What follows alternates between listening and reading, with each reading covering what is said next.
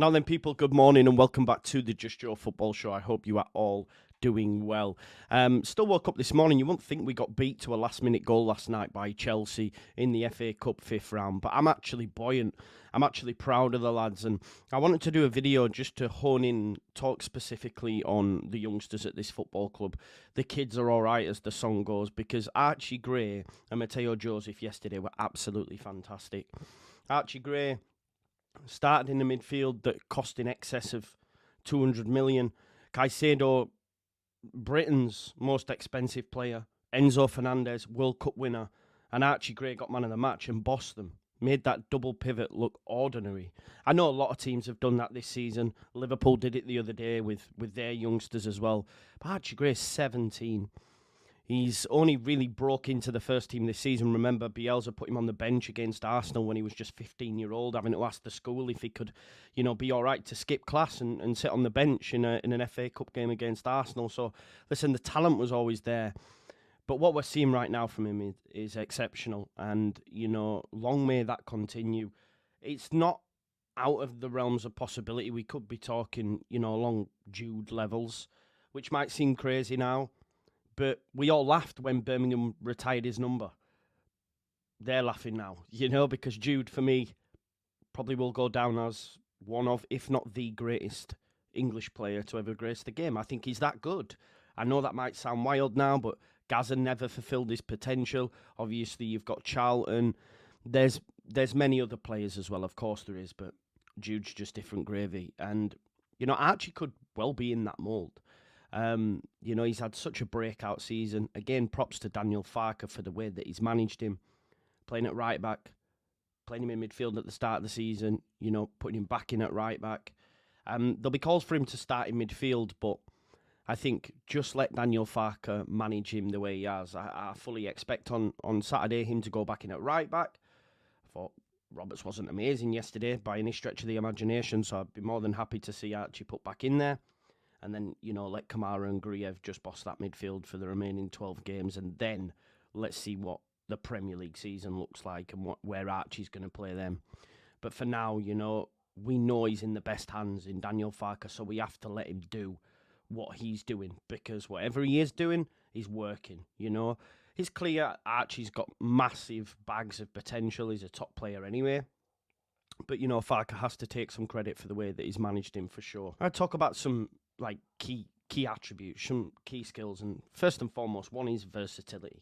The fact that, a lot of us are saying, let's play him in the 10. He can play as an 8. He could potentially play as a 6. He's played at right back. His versatility knows no bounds. He can play in a number of positions. And we've seen that in game as well, when he's been flicked from right back to centre midfield to left back. His first goal for Leeds United against Leicester came from the left back position. So to be able to have that many strings to your bow, and it not hamper your game. Sometimes people can, get typecast as someone who can just play anywhere and therefore they don't have one specialist skill, one skill set, one position. Well, Archie's going to do that. Archie's going to play in midfield, isn't he? But the fact that he has these versatility traits and he's still able to do each position to a sufficient level, let's be honest, he could play goalkeeper and would be okay with it at this point. Technically, he's fantastic. His ball control's amazing. We've seen that yesterday up against Caicedo. The ball comes into him. There's some lovely clips doing the rounds on social media, but he just lifts it over his head, meets it opposite side of Caicedo and just moves it out to the left.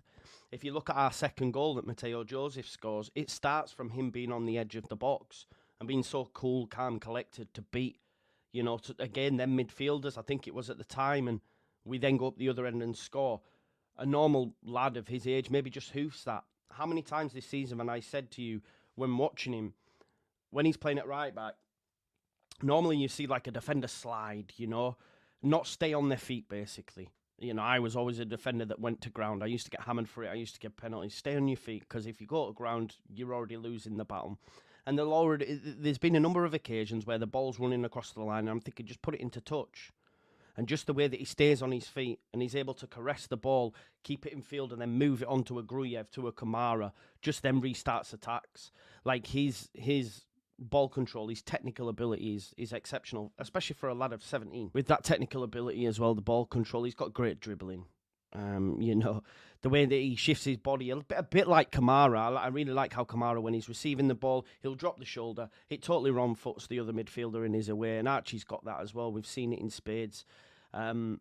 He did it yesterday. You only have to look at his performances yesterday to see, you know, the level that Archie's at. I just run through some numbers. Big up to Chris from LUFC data. Yesterday against Chelsea, he got 93% pass accuracy, 57 touches of the ball, 42 out of 45 successful passes, 7 ball recoveries, 6 duels won. And again, I hate to keep banging the drum, but he was playing against Caicedo and Enzo Fernandez. 4 out of 6 successful take-ons, 4 passes into the final third, 2 opposition box touches, 1 chance created, and 1 accurate long pass. I think he was the one that shifted it out to the left maybe before Anthony crosses it. No, he'd won it on the edge of the box, correct that. That was Ampadu, who again, by the way, was phenomenal yesterday. But yeah, Archie, unreal performance, definitely going to the top. And he completed twice as many successful take-ons yesterday, more than any other player at Stamford Bridge, right? And he also won more duels than any other Leeds player.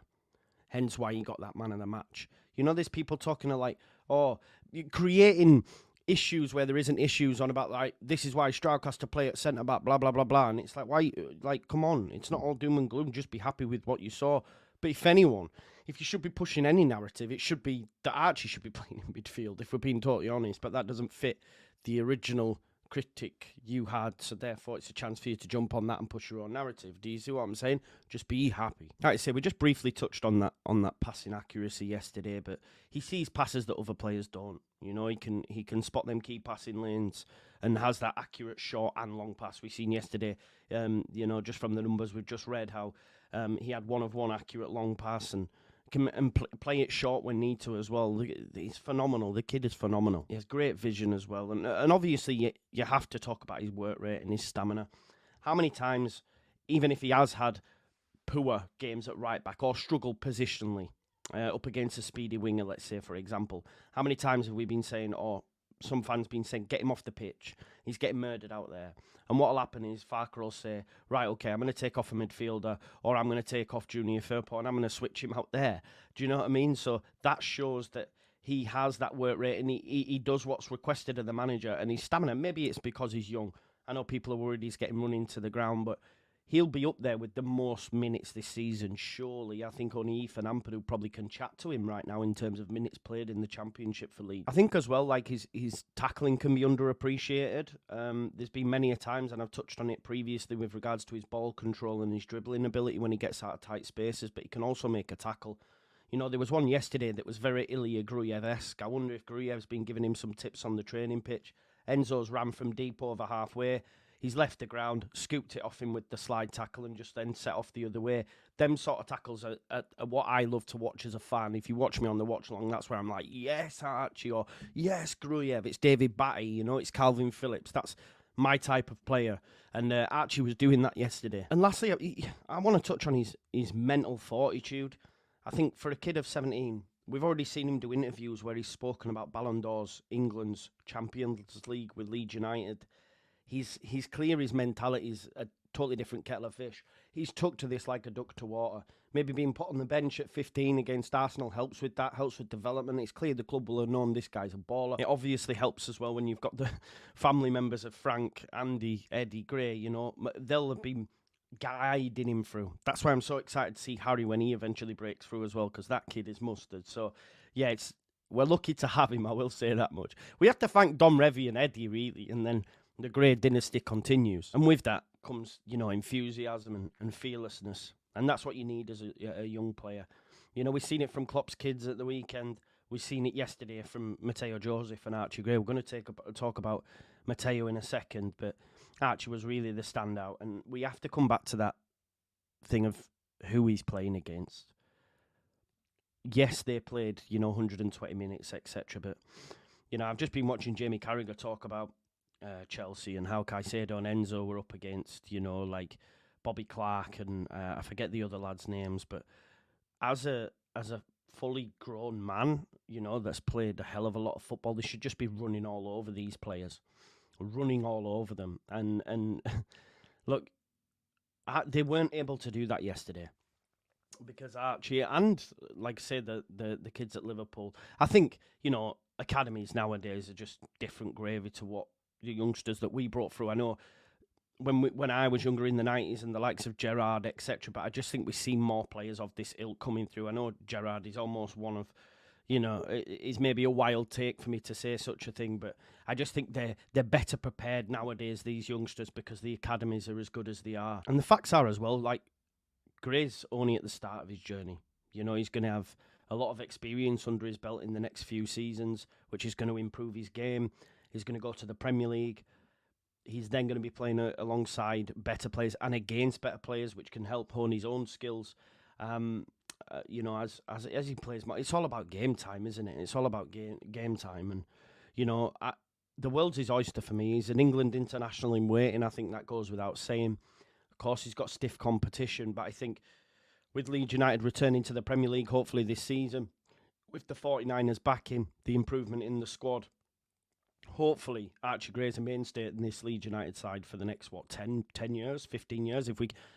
Maybe it's wild to think that, because that means he's a one-club man and someone of Archie's talents. We might struggle to hold on to him. Like, let's not, and the way PNS and all that shit works, it's pure profit, isn't it? But yeah, I want him to stay. Of course, he needs to grow a little bit more physically, I would say. A bit more meat on the bones. There's always room for improvement, of course there is. Adding more, G&A to his game when he does move into midfield, which will come, of course it will come. And you could argue as well, those that are critical of him, maybe his positioning at fullback at times can be a bit out of sync with the rest of the back four. Sometimes he's been caught playing people on, not getting back. But again, this comes with time. Archie will get better and better, and probably won't be in at right back then anyway, unless, of course, Leeds don't go up and Liverpool take him and they move him in there. But then again, they've got Conor Bradley and Trent now, so maybe they're moving on from that. But Archie's generational, and it was an absolute joy to watch him go up against that billionaire team and that amazing midfield on paper that they have, and for him to come out on top and be man of the match in a losing side as well. So Archie Gray, yeah, I'd love him to be my son. Can I adopt you? And now I just want to speak about Mateo Joseph Fernandez Reguetello. Yes, English, by the way, Mateo Joseph, English father, Spanish mother, I believe, for those that don't know. But yeah, that name's quite special, isn't it? Mateo Joseph Fernandez Reguetello. It makes you wonder, maybe Spain might be knocking back on the door, and saying, listen, come on, because let's not forget, he did come through at Espanyol before Leeds United picked him up. I think he'd scored like 14 goals in 21 games for their under-21s, and Leeds United says, yes, right, we will take him. I think it's going to turn out to be a real coup, and it's one where you have to doff the hat to Victor Orta, unfortunately, because another one of his youngsters that he did get right. Look, there's been a lot of takes on social media saying, yeah, should he start at the weekend? If Paddy's fit, not for me. Do I think he should start over Pirro? The answer to me is yes. It would have been interesting yesterday had Rutter not been injured. Whether he'd have started, I'm not too sure. But the fact that he got through 90 minutes, scored 2 goals, especially when you consider one of them was his first competitive goal, he could have had a hat-trick on another day. He misreads the ball. Like, it's not so much he misreads the ball, he's more not anticipating the mistake, I think, from Dasasi. But a striker, as they gain, get more experienced, as we were talking about, that actually predict that. They say, just in case Dasasi misses this ball, I'm ready. He wasn't ready, and it is mid-drift, and then obviously the ball was cleared. But imagine that, at first competitive goal followed by another 2, but it wasn't to be. But listen, he was fantastic yesterday. And will be the replacement for Paddy. Of course, when we get promoted, you want a gunner, you want someone who's got experience to be leading the line, but it's clear that Mateo Joseph has all the attributes to be able to do that in the future for Leeds United. He's still a very young lad, talented forward though. Plays for England as well now, but like I say, I don't think it's been at the senior stage, so it won't surprise me if Spain come and knock him. But listen, Chelsea's defence is nowhere near as good as that midfield on paper, but it is still a Premier League defence. And his movement yesterday was exceptional. If you look at the Anthony cross, for him to get in between the 2 centre-backs and find the header was exceptional. The finish, which again was made by Gray, by the way. Gray nicked it off Caicedo, it's then crossed in by Anthony, and Joseph just rifles it into the goal. Sanchez had no chance. But again, just another exciting player, and one that I now think, what I will say with Daniel Farker is, at the start of the season, the subs were getting 10 minutes, 5 minutes, here and there. We're talking like charity minutes. Then as the season's gone on, their game time has increased. Again, I've spoken about this. He's almost perfectly managing the squad. We've seen it with Gruyev, little 10 minutes here and there. Other players, little 10 minutes here and there. Nonto, for example. Then you take your opportunity, and they're getting 25, 30 minutes. And then before you know it, they're starting.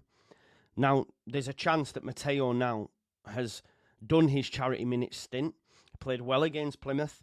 He's played amazingly well against Chelsea, Premier League Chelsea, scoring 2 goals. We could well see him at the weekend, but if Paddy's fit, I think he'll put him in. But if it's not working out for Pat, he will turn to Mateo much sooner now for me.